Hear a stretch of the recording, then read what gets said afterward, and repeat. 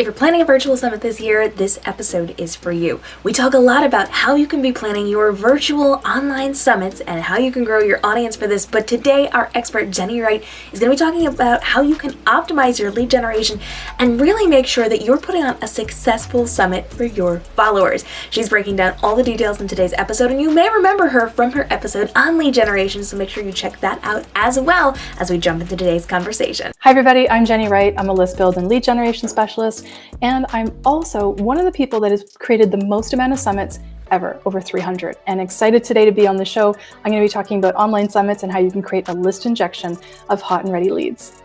And let's jump right in because we love talking about summits and those virtual meetings. So what do we need to know about those leads?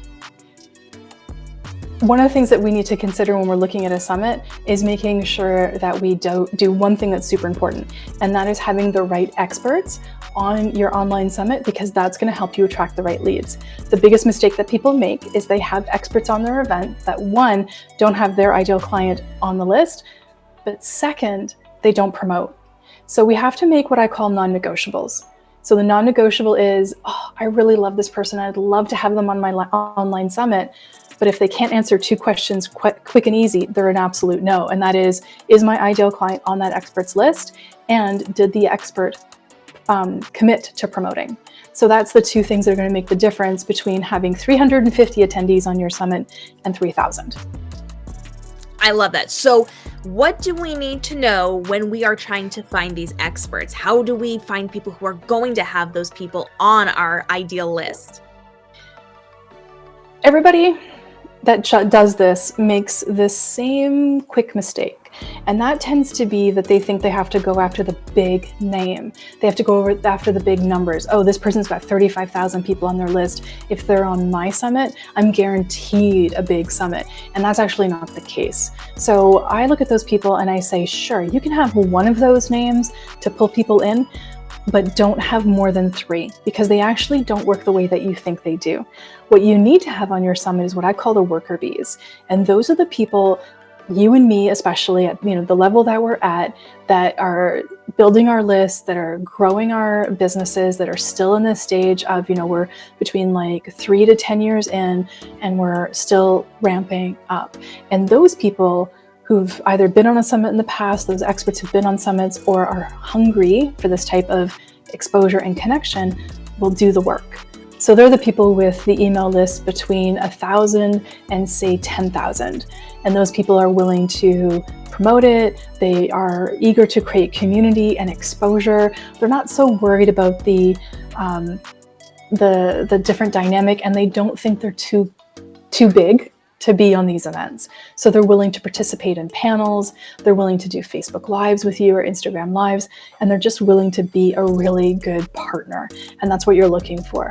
With these, some of the larger people, they're at a point where they've gated their list, and they will say flat out, I'm not willing to promote, and other than showing up for my interview, I'm not willing to participate.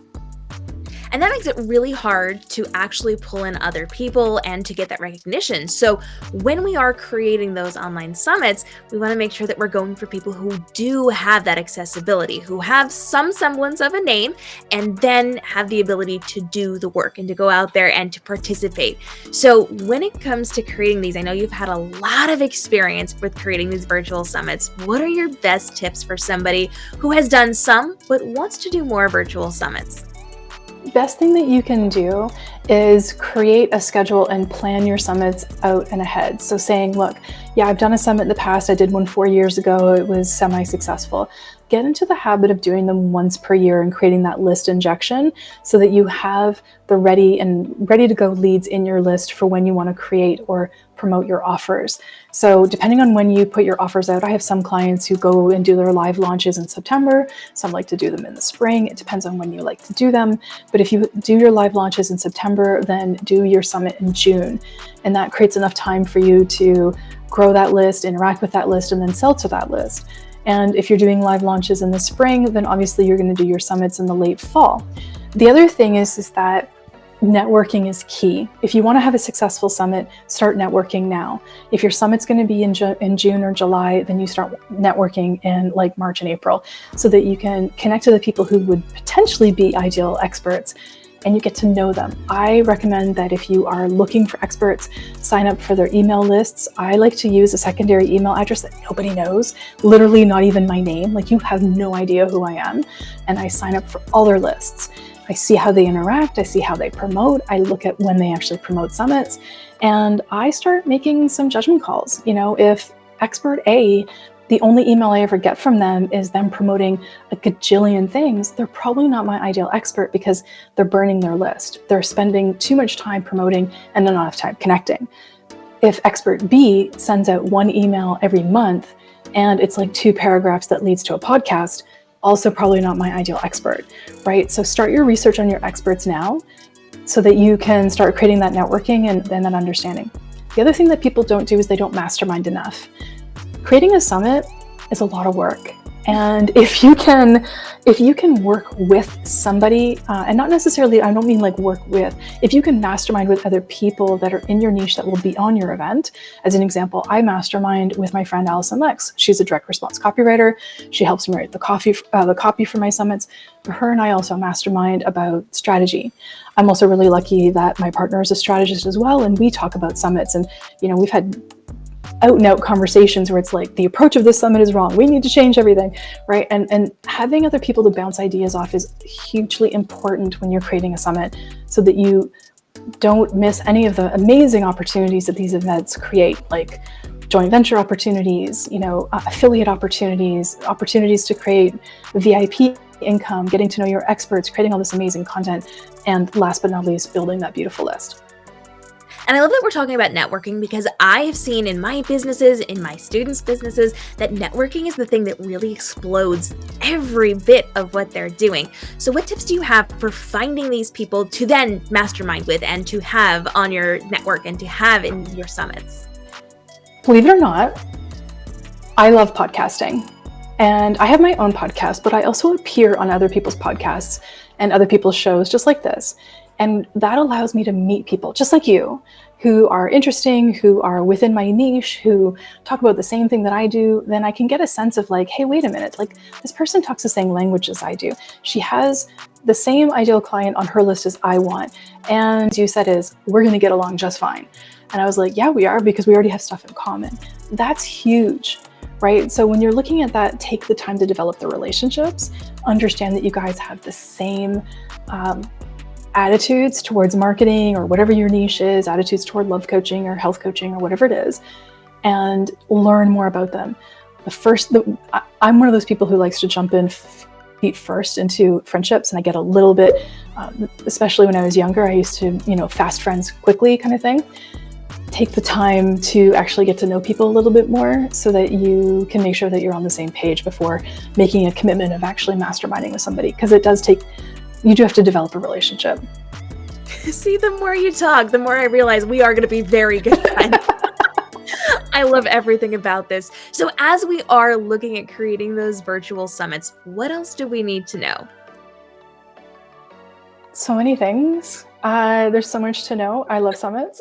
One of the things, I mean, if I could pick anything, it would be not to take more time to plan. Would be one thing. So yes, you can do a summit in 90 days. Yeah, you can even do a summit in 60 days.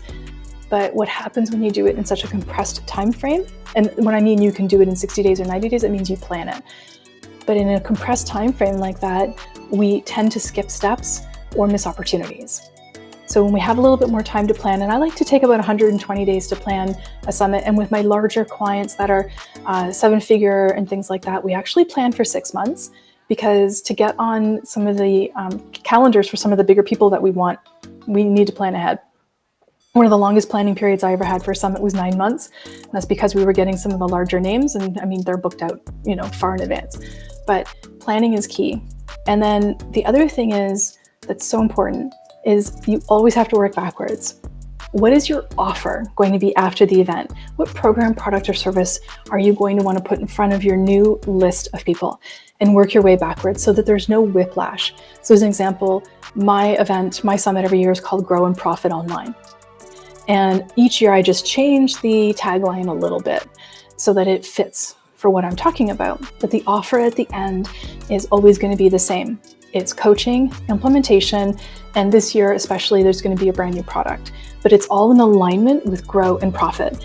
So we're not creating that whiplash so that you don't join a summit about being a happy, healthier, perimenopausal woman, and you don't join that summit and then afterwards they're offering you weightlifting classes for men. That would not mix, right? But like that kind of stuff happens. So plan from the end and work your way backwards. I think that is so incredibly important to work from the end and reverse engineer it to make sure that it's all cohesive. Yeah. And I really, really like that you take such a long time to plan it, to make sure you have time to do those masterminds and to have those conversations and to build up those relationships. Any final thoughts on creating summits? Please do one. They're so fantastic for building your business. And the other thing they do, the last thing I want to say is they transform you. So they make you a better expert in your own right. They help you get better on video. They increase your ability to connect with people. It helps you with your networking. You're better at talking about your program, product, or service. You actually get better at sales. Like all these little things in your business that are so important, summits can up-level your skill, which is why I think they're such a quintessential part of our list building and our lead generation strategies. Where can everybody connect with you online to learn more? Please come and visit me at jennywright.com, or you can find me on Instagram at Jennie L. Wright or on LinkedIn at Jennie Wright JLW. Connect with me, send me a note. I'd love to know more about your business and what people listening to this or viewing this do and how I can help.